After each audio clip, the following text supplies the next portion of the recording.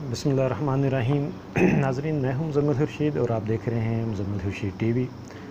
नाज़रीन, पिछले दिनों सेनेट ऑफ़ पाकिस्तान ने डोमेस्टिक वायलेंस के हवाले से, घरेलू तशद्दुद की रोकथाम के हवाले से एक बिल पास किया है जो कि ख़बरों की ज़ीनत बना हुआ है और ख़ास तौर पे मज़हबी तबके की तरफ से इस पर एतराज़ात जो है वो उठाए जा रहे हैं कि ये बिल हमारा जो ख़ानदानी निज़ाम है उसको तबाह कर देगा और ये उसके लिए ज़हर कातिल है। तो आज की इस वीडियो में मैं चंद नुकात आपसे शेयर करना चाहूँगा ताकि नाज़रीन के सामने वाज़ेह हो जाए कि आखिर इस बिल में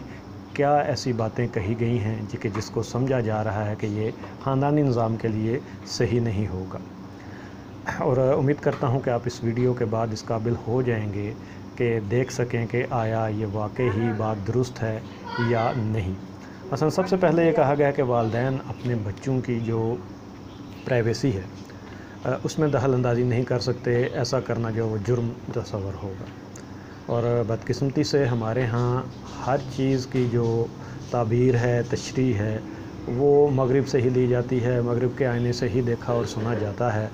कि सही क्या है और गलत क्या है।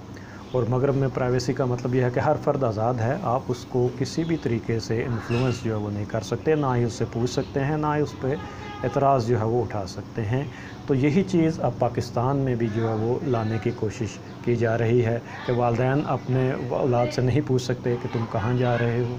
तुम कहाँ से आ रहे हो, इतनी रात गए तुम कहाँ थे। अगर कोई खुदा न खास्ता अपने गर्लफ्रेंड या बॉयफ्रेंड को साथ ले आता है तो अब अगर आप उससे पूछेंगे ना कि ये कौन है तो ये भी तस्वर होगा, जुर्म जो है वो तस्वर होगा और आपको सज़ा हो सकती है, जुर्माना हो सकता है, कैद हो सकती है इस बिल की रूह से। तो आप देख सकते हैं कि ये किस हद तक ख़ानदानी निज़ाम को इफ़ेक्ट करेगा। उसके अलावा औलाद के हवाले से नागवार बात करना, शक का इजहार करना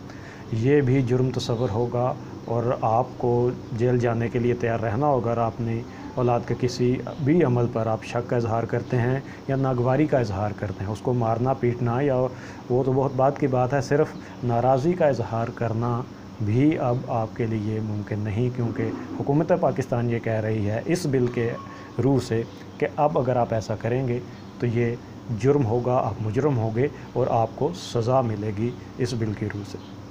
इसके अलावा माशी तशद्दुद का लफ्ज़ इस्तेमाल हुआ है। बड़ी दिलचस्प बात है कि आप नाफरमानी की वजह से, उसके बुरे अमाल की वजह से, किसी और गलतकारी की वजह से आप अपने बच्चे या बच्ची का ख़र्च कम या बंद नहीं कर सकते। अमूमन देखा गया है कि हम अपने बच्चे या बच्ची का ख़र्च ख़त्म कर देते हैं कि ताकि इसे कोई नसीहत हो, इससे पता चले कि इसने कोई गलत काम किया है और वो जब सही डगर पर आता है तो हम उसके लिए फिर सारी सहूलियात जो है वो ले आते हैं। लेकिन अभी कहा गया कि आप किसी भी सूरत पे आपने ज़ोर देना है, उस पर गौर करना है। किसी भी सूरत, सही या गलत की इसमें तमीज़ ही ख़त्म कर दी गई कि गलत काम पे आप कर सकते हैं या सही पे नहीं। किसी भी सूरत में आप उसका ख़र्चा बंद नहीं कर सकते। ऐसा करना जो है वो इसे भी घरेलू तशद्दुद के ज़ुमरे में जो है वो लाया गया है और इसका भी वही सज़ा रखी गई है जो घरेलू तशद्दुद के हवाले से कानून जो है वो कहता है। इसके अलावा जज्बाती, नफ्सियाती या ज़ुबानी तौर पर अगर आप किसी ऐसी चीज़ का इजहार करते हैं और औलाद को लगता है कि उन्हें हरासा किया जा रहा है, जज्बाती तौर पर जज्बात का इजहार करके, ज़ुबान के इजहार से या किसी नफ्सियाती तरीके से, तो भी आप मुजरम होंगे और आपको वो भुगतना होगा चीज़ जो कि कानून में लिखी गई है। इसके अलावा मर्द हज़रात, मेरे जो मर्द दोस्त हैं, उनके लिए नुक्ता बड़ा अहम है कि जो ये इस बात पे आसरे पे होते हैं जी कि इस्लाम 4 शादियों की इजाज़त देता है। तो हज़रत 4 शादियाँ तो दूर की बात, अब अगर आप दूसरी शादी का ख्वाहिश का इजहार करते हैं, अपनी बीवी के सामने बात करते हैं,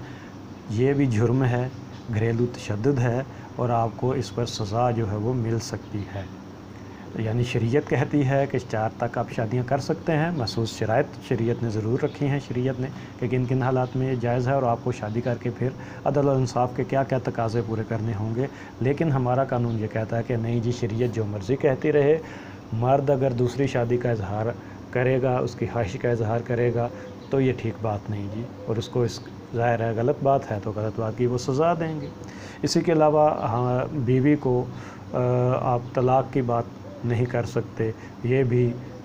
ہراسمنٹ میں ہراساں کرنے میں جو ہے وہ آئے گا، اور آپ کسی بھی طریقے سے راہ راست پر لانے کے لیے بیوی کو اگر کسی قسم کی اس طرح کی دھمکی دیتے ہیں تو آپ مجرم جو ہے وہ تصور ہوں گے، اور قانون آپ کے ساتھ آہنی ہاتھوں سے جو ہے وہ نپٹے گا۔ تو اب آپ دیکھ سکتے ہیں کہ ایک طرف حکومت ریاست مدینہ کی طرز پر حکومت قائم کرنے کی جو ہے وہ بات کرتی ہے، ہمارے وزیر اعظم